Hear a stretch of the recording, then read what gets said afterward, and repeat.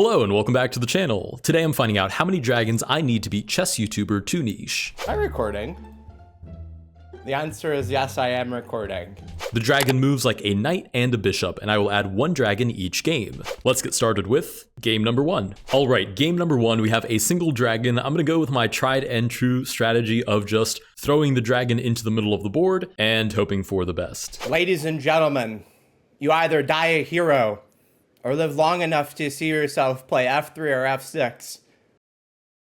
All right, we get pawn to f6, which does limit my dragon's movement, but also kind of weakens the king. The problem is I only have one dragon, so I don't really have a way to take advantage of that. If I give a silly check, there's just g6, and I'm kind of forced to go back. So I'll continue to centralize the dragon. Might as well posture it in the middle of the board.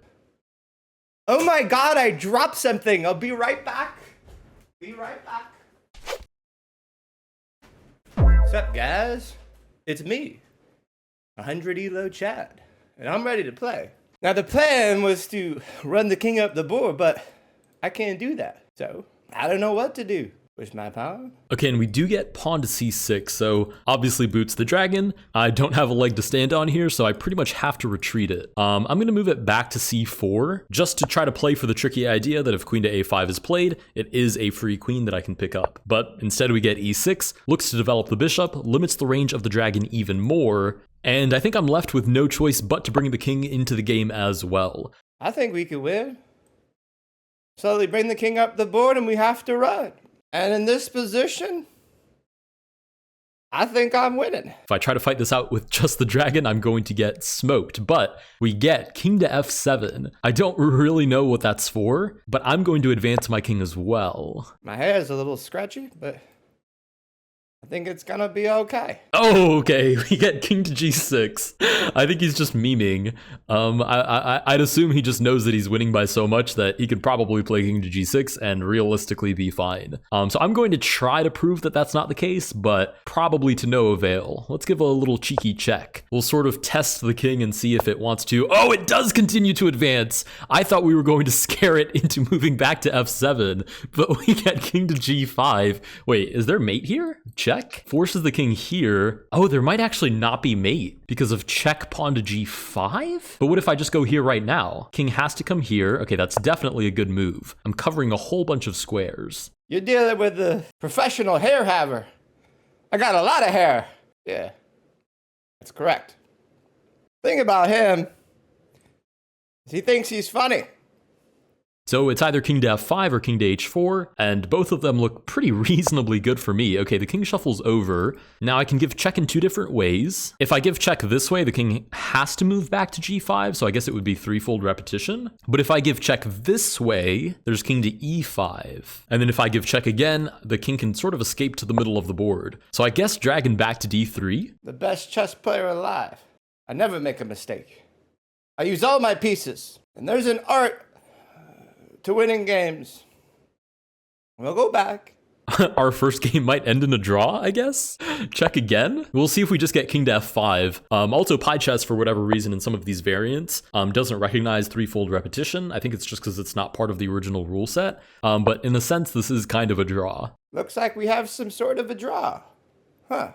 Okay, so it looks like this is going to be a threefold repetition, and we do actually get a draw. Okay, with that, we draw game number one, but it is not a win, so it doesn't count yet. Let's go to move on to two dragons. All right, game number two, we now have two dragons. I have to sort of respect the shenanigans from the get-go, but I think I should be able to come up with some good counterplay here. So I'm gonna start with dragon to b3. I'm eyeballing f7, and I think that's a weaker square than c7 when I only have two dragons.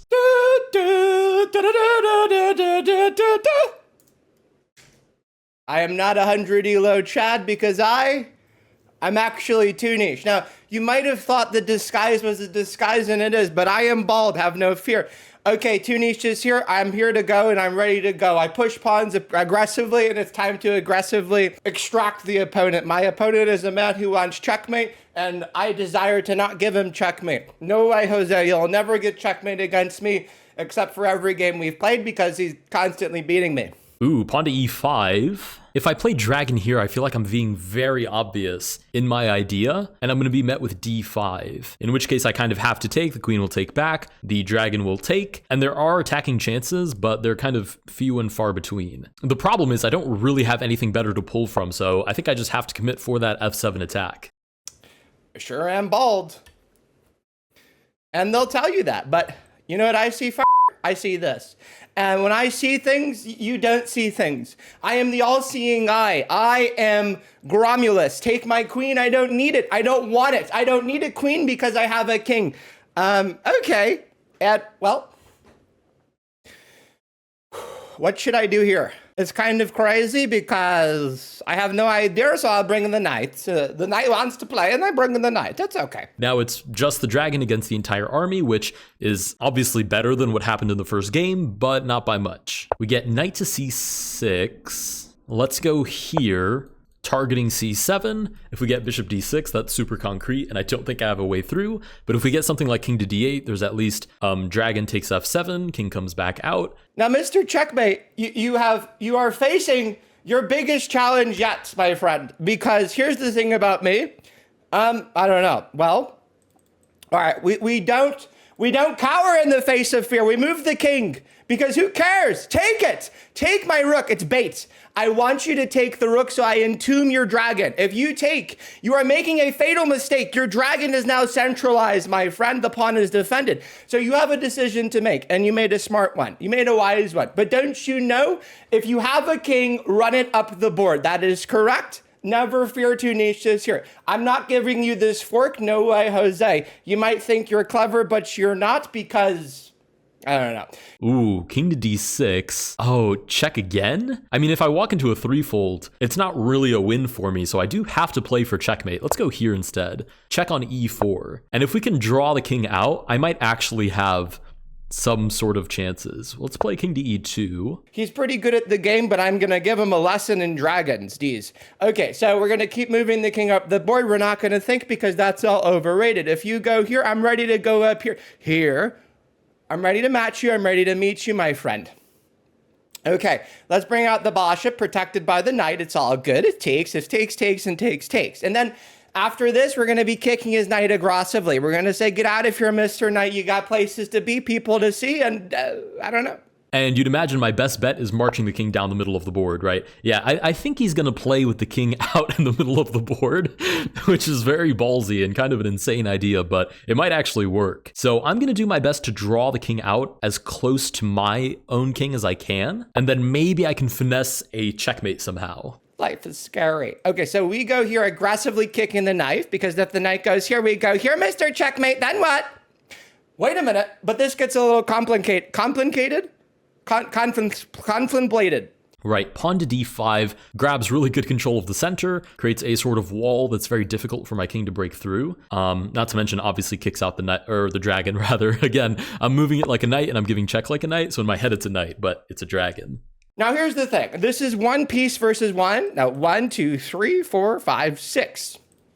And because of that, I'm not actually worried about losing many pieces. Obviously, this is a bit nerve-wracking. This is the biggest challenge I've had since, I don't know, a sliced cheesecake or something. Okay, let's go over here and say, okay, I want you to take my rock, because if he goes here and he threatens me, I'm going to say, Mr. Checkmate, don't you know I have full control of the center? I'm going to be pushing my pawns aggressively up the board. I want to make my own queen. I want to make a dragon D's. And you are in a ton of trouble. I am baiting you. Go here. I don't care about losing my rook. King to d6 would, or rather king d7. Either of those would probably be the safer option, but of course. Okay, I see how this is going to be. We get king to f5 instead. Now the question is, do I capitalize on that in any way? If I go check here, king moves out of the way, and I actually force the king back, which is not what I want to do. I want to lure him into moving the king out as far as he physically can. So I'm going to go dragon back to f7 instead. Okay, you can take it. This means nothing to me. This rook is meaningless to me. Great, fantastic. Go ahead, take it. I could give 2 flips. Take my rook. I literally dare you. I dare you. Okay, that I didn't see. I'm not going to lie. If I can keep the king out and about, I think I have actually kind of decent chances here. We get bishop to e6, and I think that walks right into mate. So with that, we do win with 2 dragons. I knew something funny like that was going to happen. As soon as he walked that king out into the middle of the board, I was like, okay, he wants his king as far out as he can. I have to capitalize. And now we're going to be keeping our development. We're going to go here, and then he's going to take care, and we're going to get very sad, but it's okay.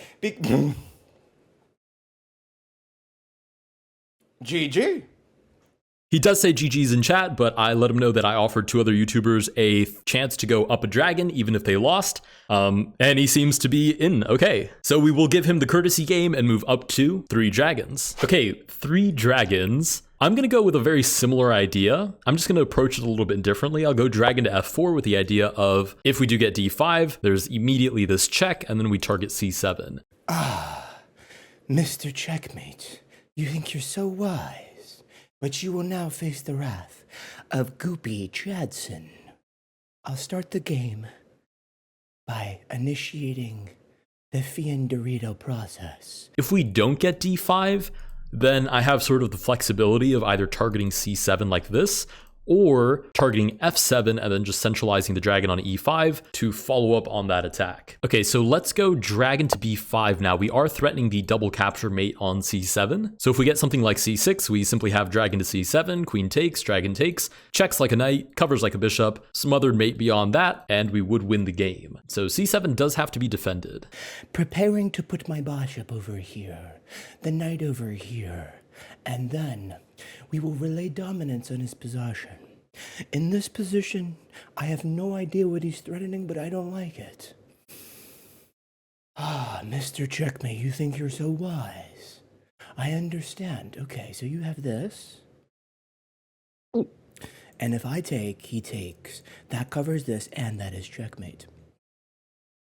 So we need to shut down that play. I like this move d6, typical King's Indian style. I can't play that because this is bidding too. This is just too much tuna fish for me. Maybe we have a gambit. I want to gambit and do this, Mr. Checkmate. Shutting down your diagonal. And if you choose to take, I have this move. Thus far, almost everybody's defended it with the knight. d6 isn't possible, stopping the dragon from hitting c7 because of the pin on the king. So as far as I know, either knight to a6, outright defending it, or e5, holy smokes. That's what the National Master played as well, chess vibes, so that should I capture, there's queen to e7 with the pin. But the issue is, I think after queen to e7, I still have dragon takes, and that is still checkmate. Oh my god, this is very bad. If I go here, this is checkmate. And now I'm losing my rook. But wait, counterplay exists. Maybe we can keep checking him. Another option is to put my bishop here, allowing takes, and then we hunt him down. I like that too. Shall we dance, Mr. Checkmate? Take it. I dare you. Ooh, okay, we get, oh, that was the idea of e5. It was kind of tossing the pawn to the side because what really mattered is getting bishop to d6 to defend c7. Now, I do have eyes on h8, but that allows a lot of counterplay. And actually, I think I just have this sacrifice on d6. The dragon takes back, there's check, and then I also cover the diagonal with my dragon, and that is also mate. Hopefully, I'm speaking loud enough for the mic to pick up. I just realized I might not be. This might be a problem. Test. Am I speaking loud enough? I don't know. Let's raise the levels a bit. And so you take, Mr. Checkmate. I'll take back. I guess Goopy Chadson could not take him out. With that, we do win a game with the dragons. If you guys did enjoy this video, please consider liking and subscribing. Tunish will be the first link in the description. He does some very funny chess content that you should go check out. And I will see you guys in the next one.